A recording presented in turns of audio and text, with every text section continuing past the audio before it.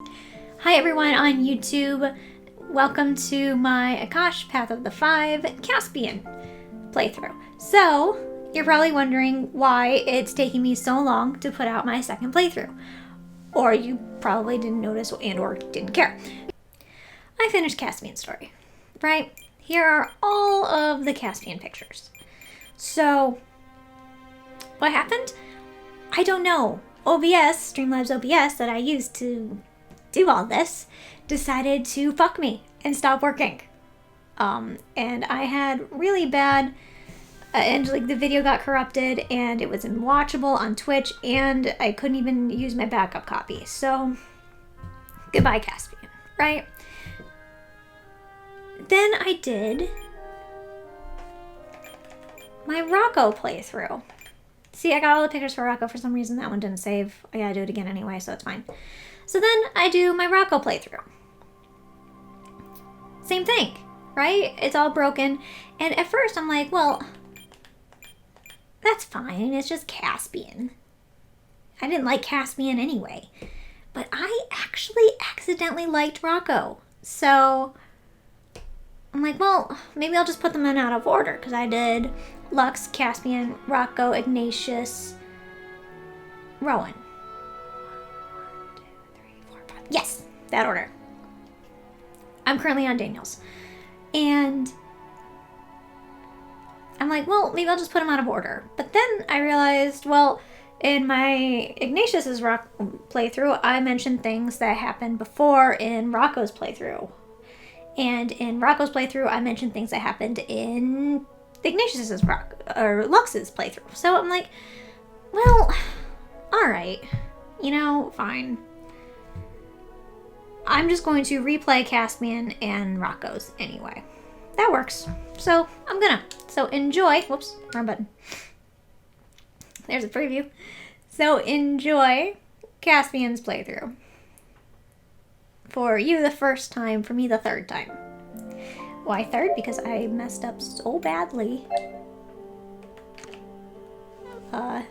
With it, I did him first. Because I didn't want to mess up Lux, and I did. Anyway, here we go.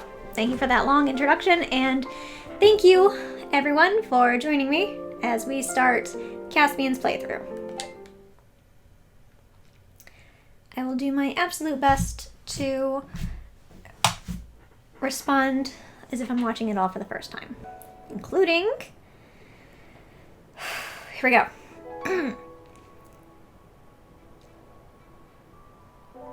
Deep in the heart of the Zamrud Valley lies the village of Akash, where the Aloin, or elemental people, reside.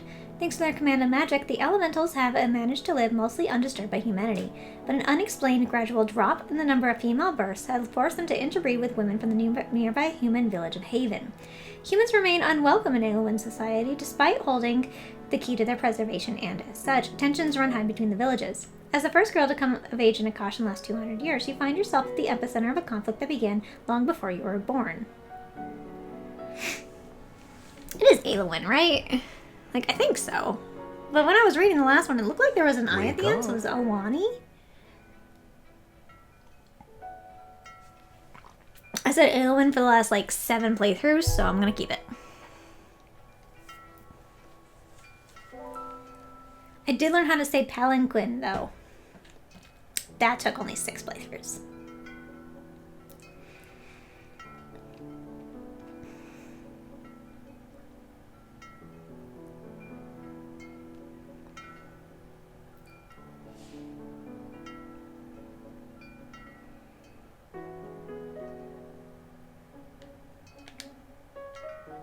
Wake up. Is that my father? What time is it? Do I have to sing the wake-up song? You're getting a bit too old for this. You, who? It's Mr. Sun. Can you come out and play? I sit upright in my bed immediately, willing myself awake out of sheer embarrassment. Papa, I'm 20 years old. You don't have to sing me awake anymore. My father is sitting in a chair next to my bed, still in the middle of an old childhood song. He stops when he sees me sitting up and gives me a wink. Oh, I get it. You don't want any of your classmates to hear and get jealous. Not everyone gets such a marvelous musical start to their day. I can't help but smile. My father communicates primarily in corny jokes. It's hard enough keeping the peace with those guys. I don't need to give them anything else to argue about. What are you doing here this early, though?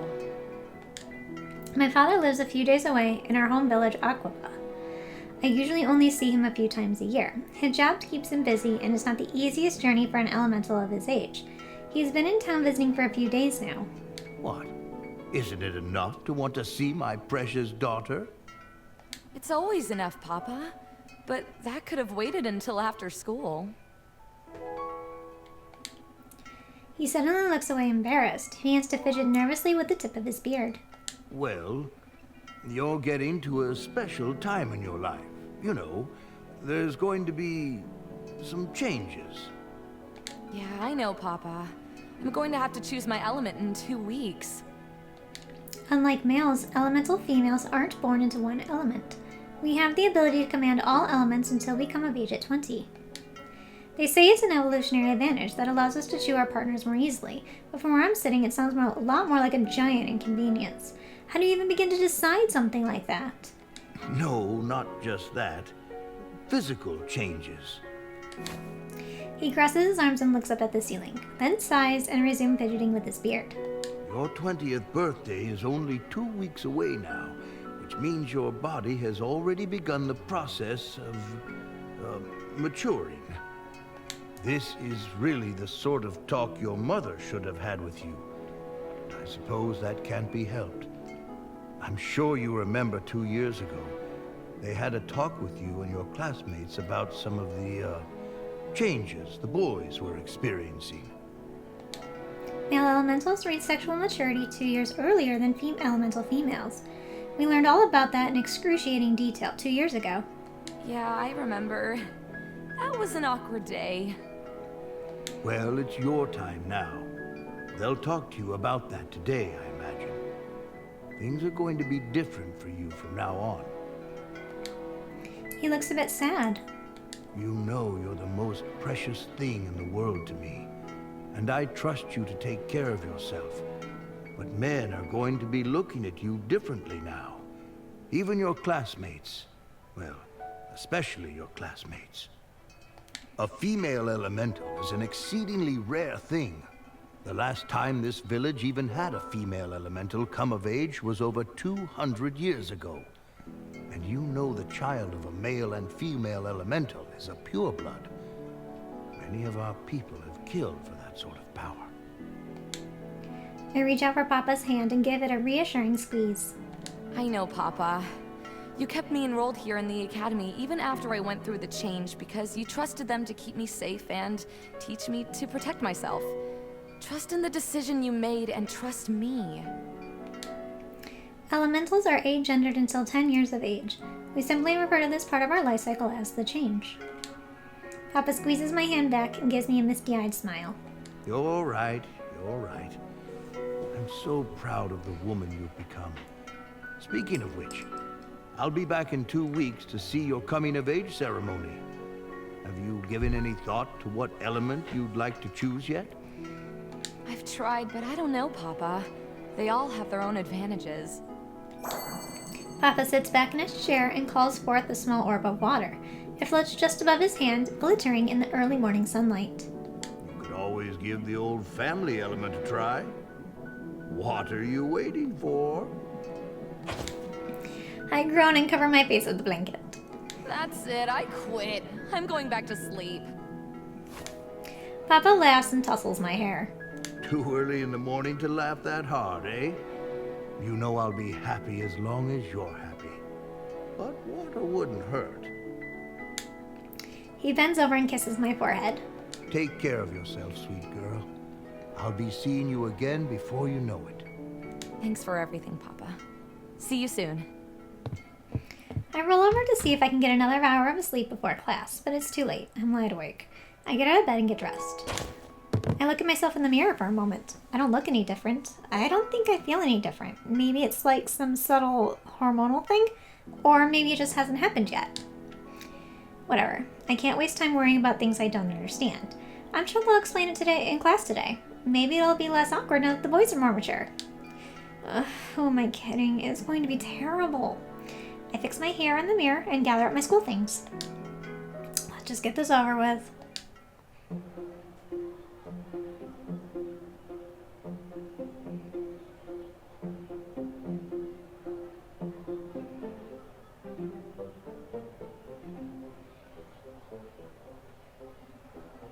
Akash Academy.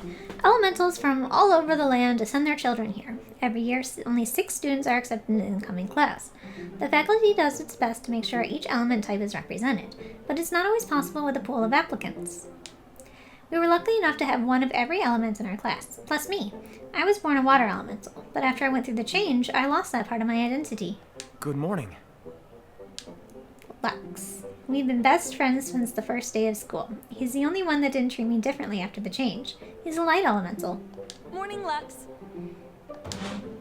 I take a seat next to him. He gives me his usual sweet smile.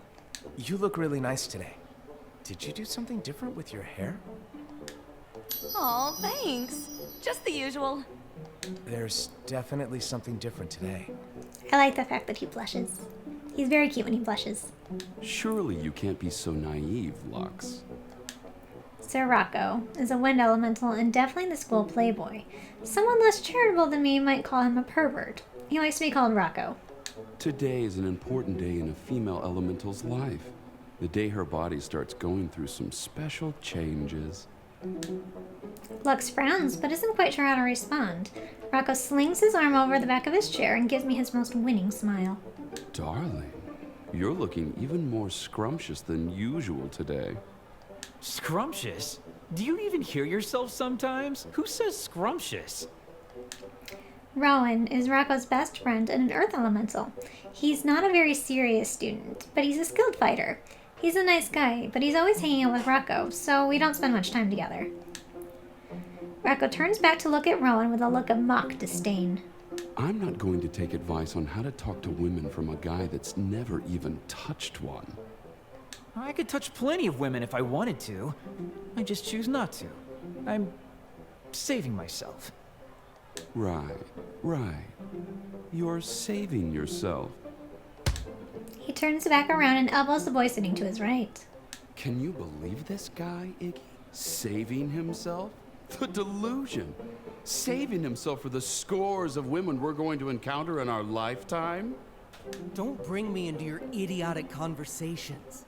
And I'm not going to tell you again. Stop calling me Iggy. Ignatius. He's a fire elemental. He prefers to keep to himself, but Rocco and Rowan are always teasing him. We used to get along all right before I went through the change, but nowadays I feel like he can't quite look at me in the eye anymore. Ignatius pulls his chair away from Rocco and throws his elbows out over the desk as if to keep Rocco at bay, glaring pointedly at his notes. Rowan holds his hand out and calls for this teeniest flower. He leans over Rocco and holds it out for Ignatius. Hey now, Rocco, that wasn't cool. Don't be upset. Please accept this as a peace offering. Natty. Ignatius lifts his hand and burns the flower Rowan is holding without even looking up from his notes. Rowan jerks his hand back and drops the former flower's embers with a yelp, clutching at his hand. The parchment in front of him begins to smoke. Ouch! Come on, man, I need those fingers. Rowan, your parchment. Rowan's dry parchment has burst into flames. A plume of smoke now rises from the desk in front of him. A thin jet of water arcs gracefully across the room and puts out the small fire raging on Rowan's desk. I swear I've read this. Nothing more than a bunch of overgrown children. Shameful.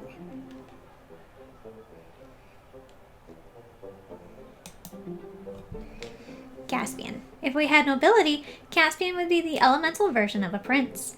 He comes from a long, distinguished line of pure-blood water elementals. He's not close with anyone here. I sometimes wonder if he has any friends at all in his home village. What are you thinking, Ignatius? Using magic like that in such close quarters? Offensive magic should not be used so thoughtlessly. Ignatius glowers at Caspian for a moment, then returns to poring over his notes. Caspian turns his intimidating gaze to Rowan and Rocco. And you two. Antagonize Ignatius on your own time. Some of us are here to learn. He sits down in the seat closest to the door. Rowan grimaces at the wet pile of ashes where his parchment used to be. Rocco claps him on the back and laughs. Cheer up, Rowan. It's not like those notes were going to be of any use anyway.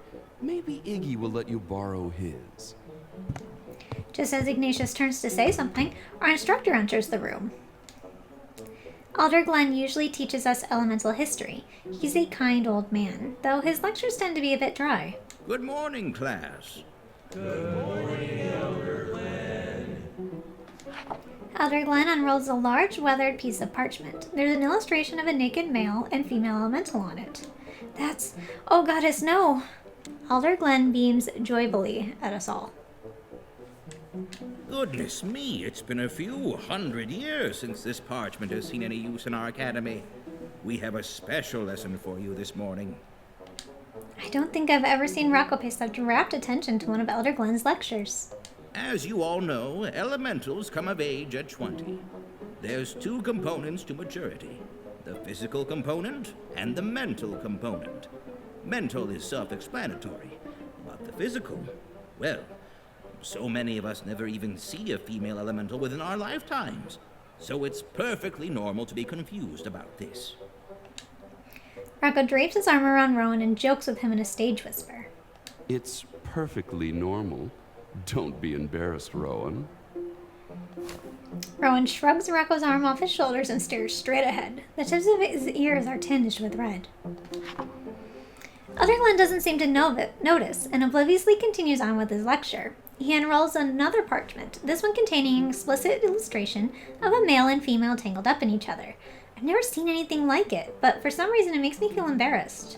Reproduction between a male and female elemental is a rare but beautiful thing. For most male elementals, it's nothing more than a fairy tale, an unattainable ideal. Long ago, we had equal numbers of males and females, but over the centuries, the balance has dwindled. I can feel my cheeks burning. I wonder what the boys think of this.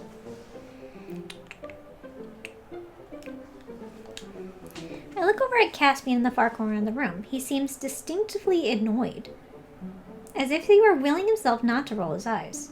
I guess it's nothing new for him. I can't think of the last time I saw him smiling. It must be tiresome walking around all day feeling better than everyone around you. Suddenly, as if sensing my less than charitable thoughts about him, Caspian's gaze falls upon me. Shit! I look away, but it's too late. I don't need his opinion of me going any lower. Physically, female elementals and human females are extremely similar, but the coupling of a male and female elemental is different in many ways. The most important way, however, is that the fruit of their union will result in a pure blood elemental. A pure blood elemental's command of magic is vastly stronger than that of a human elemental mix. You can understand now why some villages have gone to war over a single female elemental. He smiles kindly at me, as if he's paying me a compliment. I give him an awkward smile. Female elementals reach sexual maturity just before the elemental age of majority, unlike male elementals who reach sexual maturity at age 18. You may recall our lecture 2 years ago. Do I ever, sir? It was riveting. Caspian gives Rocco a look of pure disgust. Rocco doesn't seem to notice. Ah, thank you, Sirocco. Now, you may have noticed something different about your classmate today. With the coming-of-age ceremony just around the corner, she will be ready to reproduce. As an elemental female, it is your duty to select a suitable partner and bear as many children as you can as soon as possible. You should begin screening suitors within the week. This is unreal. I can feel the eyes of the entire class boring into me. I sink down a bit further into my seat. I know Elder Glenn means well, but this kind of attention is humiliating. I never asked for any of this, and as for kids... No one ever asked me how I feel about having kids. Why does the fate of the entire race rest on my shoulders alone? I never asked for this. It's unfair. The rest of the day drags by. Class finally ends, and I gather my things to leave at once. Rocco leans casually against my desk. Where are you off to in such a hurry? Eager to begin screening suitors already? let me be the first to apply.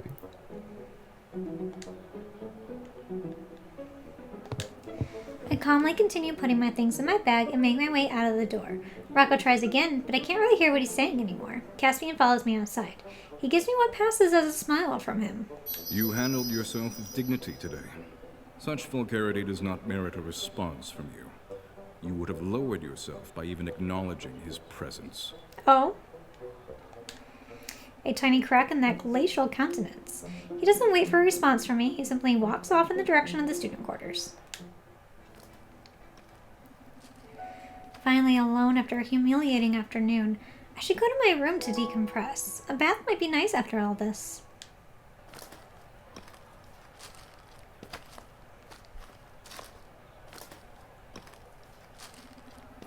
As I walk back to the student quarters, I notice more eyes on me than usual.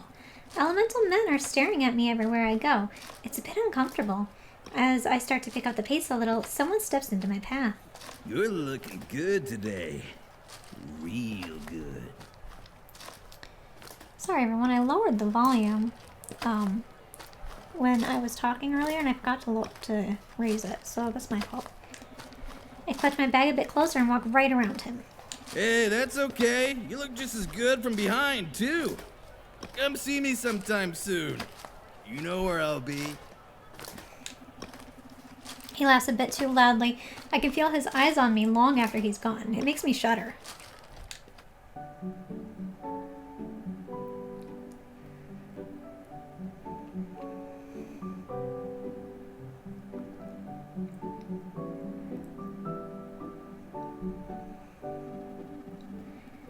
As I gather my things to go to the bathhouse, I can't shake that creepy encounter from earlier. Elder Glenn's lecture echoes in my ear. You can understand now why some villages have gone to war over a single female elemental. It might not be a good idea for me to go to the bathhouse alone with that guy around. I should bring someone with me just in case. Caspian, because it's the Caspian playthrough. As I walk down the hall towards Caspian's door, I can't help but feel nervous. Maybe I should ask Lux instead. He's going to give me that judgy face he always does, but I would really feel safer having him around. Well, here we are. I knock on his door. The door swings open, and just as expected, Caspian looks down at me with his usual cold, judging glare. Yes? A little bit higher. Hi, Caspian. I was wondering if you could help me with something. Don't waste my time making me ask you questions. Get on with it. Oh, well, there was this creepy guy hanging around earlier. I feel like I would feel, safer if you walked with me to the bathhouse. Why me? Huh? Why are you asking me instead of your friend Lux? You're right. I guess coming here was a mistake. Sorry to have wasted your time. I turn to leave, embarrassed, but I feel a strong hand on my shoulder and suddenly find myself facing Caspian again. That was not a refusal. It was a simple question. Oh, well, Lux is big, but he's a complete softie. Everyone is afraid of you.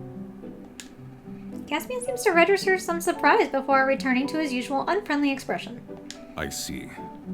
Well then, let's be off. I don't have all evening to spend wasting time with you. See why he's my least favorite? Right. Thanks, Caspian.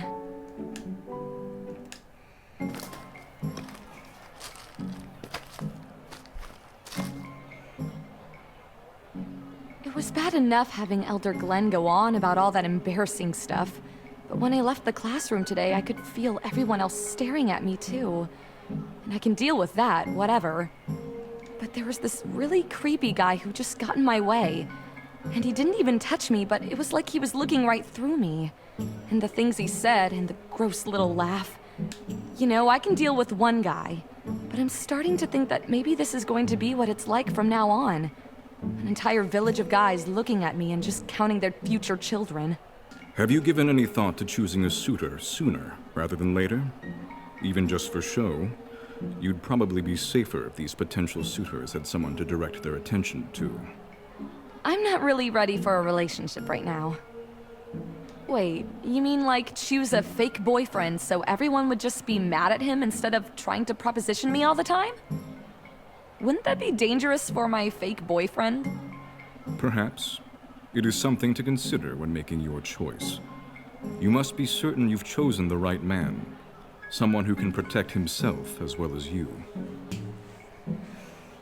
I do not think he'll like it if I flirt with him, so I'm just going to be serious. I can't and won't foist this burden off onto some guy. I don't need someone to protect me, and when I begin a relationship, I want it to be real. And serious. I could never have a sham relationship. Commendable. We lapse into a natural silence for a few minutes. They're taking us to see the human boy tomorrow. Huh? What human boy? Who's they? Humans and elementals have been at odds for generations. We've had a peace agreement with the nearby village for the last few hundred years, but things have been really tense between us lately. A human boy was captured near our village. Elder Sol will take us to see him tomorrow.